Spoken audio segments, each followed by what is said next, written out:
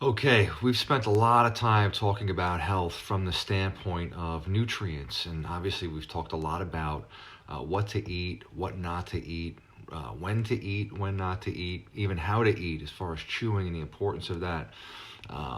We've talked about what foods to eat in certain combinations and what combinations of foods to try to avoid. And most recently, other types of nutrients in addition to water. We talked about air, exercise, sleep and rest, and sunlight as important nutrients, and try to explain them in a way that we view them as nutrients, as necessary components for an overall healthy body. Now, those are all important, and we also talked about stress and the physiological impact stress has on us and the damage it does to our body. And to extend that one step further, we need to talk about what's eating at us. Because again, the most pristine diets and the most well executed plan and discipline around feeding ourselves good food is incredibly important to our health. However, it's not the full picture. If we're suffering from stress and fear and worry and whatnot, and we're eating out of our emotions, we're still going to find ourselves with compromised health to some degree, and sometimes to a very great degree. So we need to go beyond, and this is what we do here. We look at the full picture, mind, body, and soul. And that's not just a catchphrase. This is what we mean by that. We need to go deeper. We need to go beyond the pantry and the diet, and we need to take inventory of every aspect of our lives to see what's healthy and what's not, because ultimately it all does contribute to our overall health. And that's what we're trying to achieve here as best we can. No one really gets this perfectly, which is understandable. And to achieve perfection is right off the bat, a bad start, because no one has really done it. So we just try the best we can in as many areas as we can, and we find that that's good enough to sustain ourselves to a nice, long, full life full of vitality. Now, let's talk about emotional hunger and what exactly that means, and emotional eating. I'm sure most of you have done it. I know I have done it. I continue to do it because life comes at us with lots of different things and catches us flat-footed, and things happen that are unexpected and not planned, and sometimes not pleasant, whether it's career, relationships, loved ones, people getting sick, all of the above. This can cause us to eat emotionally. Now, in general, emotional eating is eating when we're not physically hungry and our body's not physically looking for nourishment, when we're eating out of, something comes on suddenly, whether it's the eating is triggered by a thought or a person or a memory or some kind of feeling or fear. It often includes mindless eating, where we're not even paying attention to how much we're eating. We're eating beyond the point when we're full. We're eating fast, and more often than not, we're not even satisfied by the amount we're eating. We just keep shoveling food in. Any time that our impulse is to open the refrigerator door because we're stressed, angry, lonely, upset, exhausted, or bored, that's basically going to perpetuate the unhealthy cycle of emotional eating. Again, we should be eating when we're physically hungry, when we physically need nutrients and nourishment. And what happens when we emotionally eat? Are we reaching for celery and carrot sticks? I know I don't. I go right for the sugar or the fat or the salt or all of the above. And that is part of the problem. We're trying to fill ourselves or make ourselves happy with things that all of those salt, sugar, and fat, trigger pleasure sensors in our brain. We're trying to feel better because we're not feeling well, we're not feeling good, or we're feeling something uncomfortable. And we're trying to alleviate that by the good feeling of these tasty foods or these foods that we enjoy. But what happens invariably, in my experience, has been that after this eating binge, so to speak, or whatnot, like the problems and the issues that triggered them in the first place haven't gone away. And I've always felt more guilt and shame over the overeating, and it contributed more to my weight that I wasn't at an ideal level and whatnot, and it just helped perpetuate this negative cycle, this negative loop. And it sounds to me like what I'm describing, and it is very similar to any kind of addiction. Any kind of need to satisfy a craving or whatnot. And a lot of us fill this emotional need in lots of different ways, and many of us, if not all of us, use food to some extent. So it's very important to look at this. And then let's just ask ourselves a couple of questions to admit if at times we do emotionally eat. And for many of us, it's obvious we emotionally eat. I know for me, I can say absolutely, when I'm feeling certain ways, I go to the refrigerator. Luckily for me, I'm not reaching for cigarettes anymore, and I'm not reaching for alcohol anymore, because those were my go-tos, preferably at the same time, and often to excess, and that became very problematic for me. However, that being said, I kind of substituted a lot of that out for eating, and I can still get stuck in that sometimes. So we want to be aware of it. All we want to do is create awareness. Again, we're just striving for progress to improve our health, knowing that achieving any kind of perfection is really unrealistic. Let's face it. But so what are some questions we can ask ourselves to, become aware if we're emotionally eating? And they're pretty straightforward. So, do we eat more when we're feeling stressed? Do we eat when we're not hungry, and do we continue to eat when we're full? Do we eat to feel better, to soothe ourselves, to calm ourselves when we're sad, mad, bored, anxious? Do we look to reward ourselves with food? Do we eat to make ourselves feel safe? Are we afraid we're going to run out of food? Do we view food as our friend?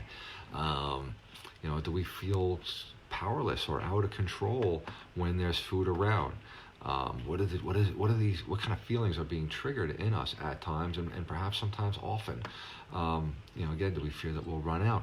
Now, we're getting into a topic here that's I know can be a little touchy, but we can't be afraid to go there if we really truly want to be healthy. And we're not psychiatrists or psychologists, but all we want to do is talk about the reality of the fact that emotional eating is very, very common, and we just want to face it. We need to face it, because again, the healthiest diet in the world isn't going to get us to a life of maximum productivity and happiness if we're being weighed down by emotions that cause us to eat in unhealthy ways. It's really no different than any addiction.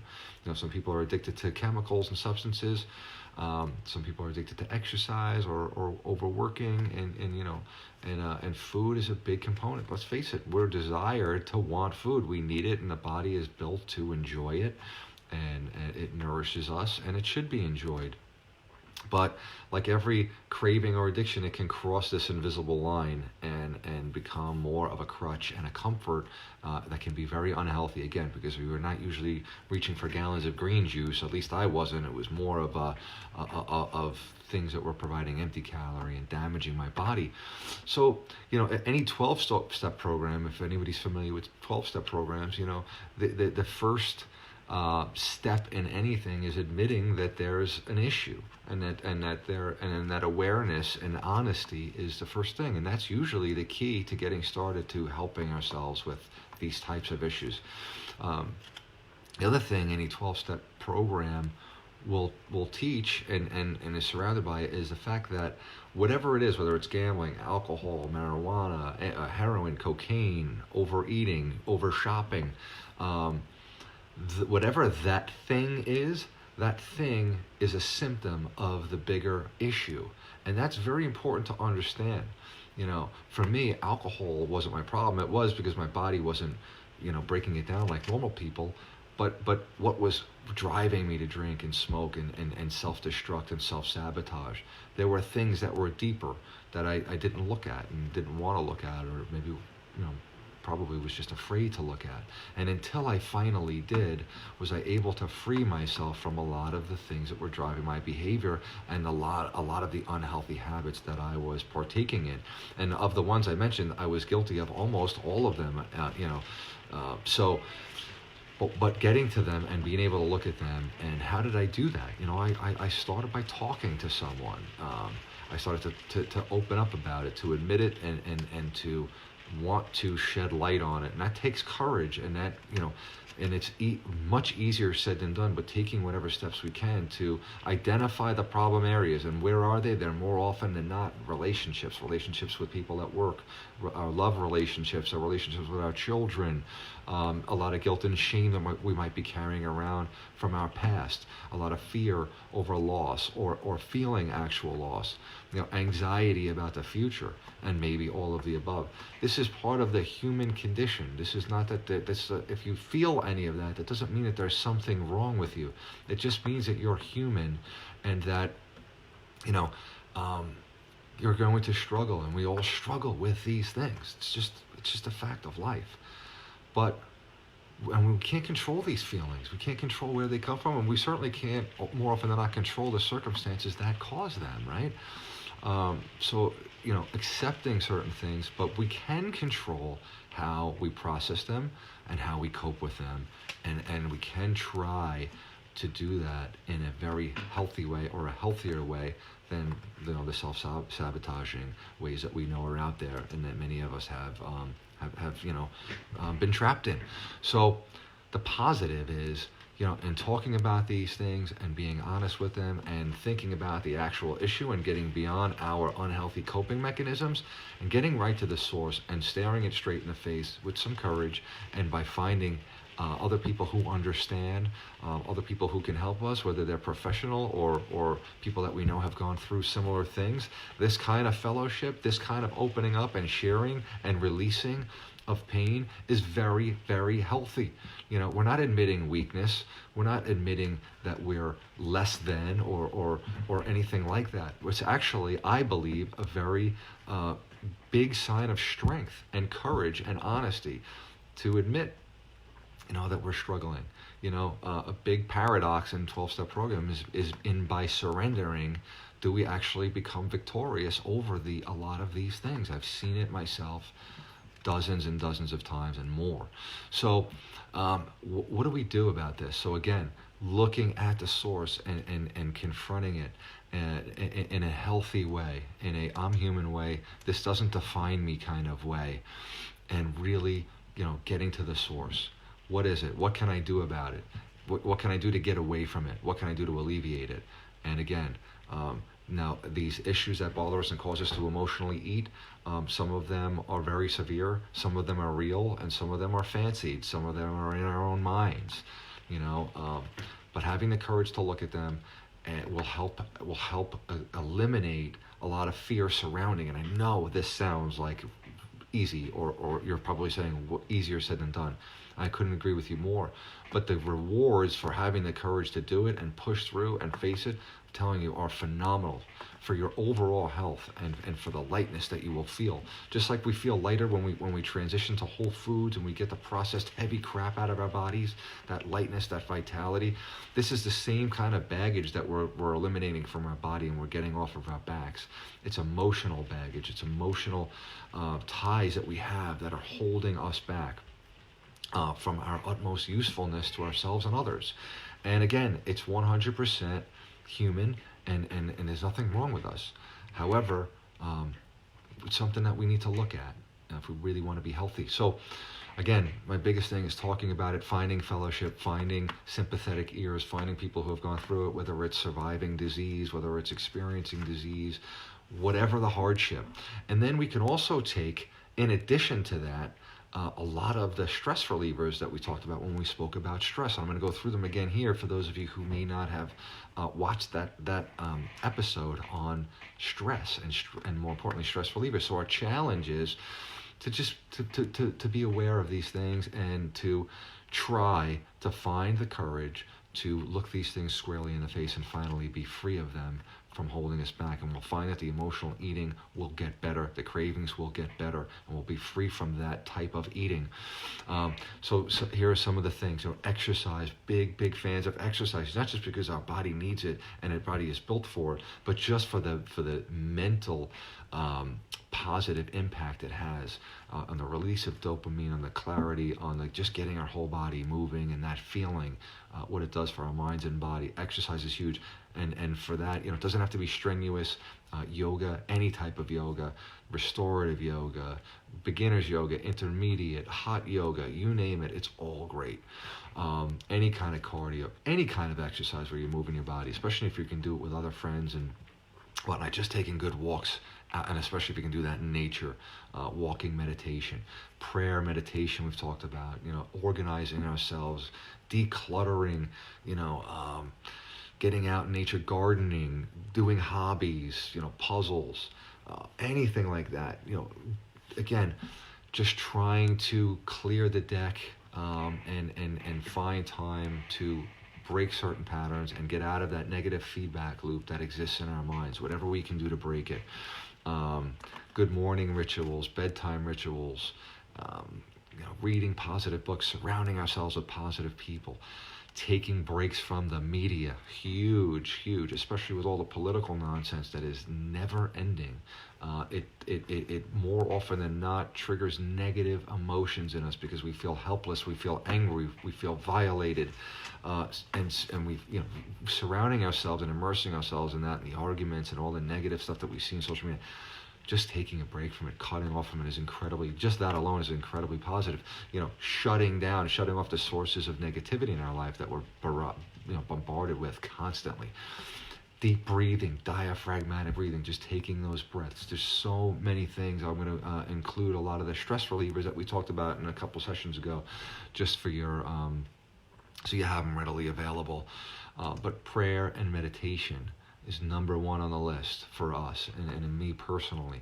And again, meditating is not this, you don't have to be good at it. Guided meditations, quieting the mind, praying to whatever it is you believe in, and defining whatever it is you believe in the way you believe in it. And that's your right. And just asking for help and turning things over and reorienting our thinking to be more positive. This is incredibly healthy, and this is a habit, and these are practices that we develop, just like good eating habits, just like good exercise habits. They take time, and sometimes it's a step forward and a step back, but as long as we're trying and as long as we're aware, we've got a great shot at improving our health in this very, very important way, in this emotional way.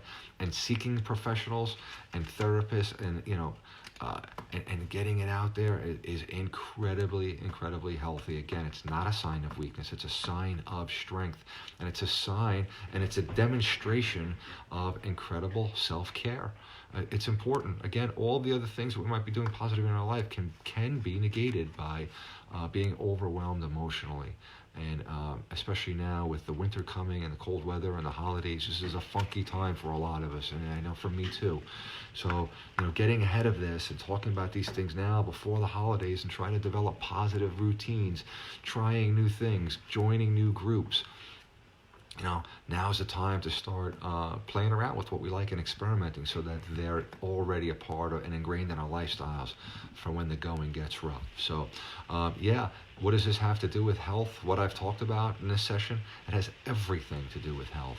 So, that's it for today. I hope that was useful. I'll put in some more helpful articles that I hope you'll find helpful on helping us deal with the emotions behind our eating habits and other unhealthy habits that we really need to look at, and hopefully we will look at. All right.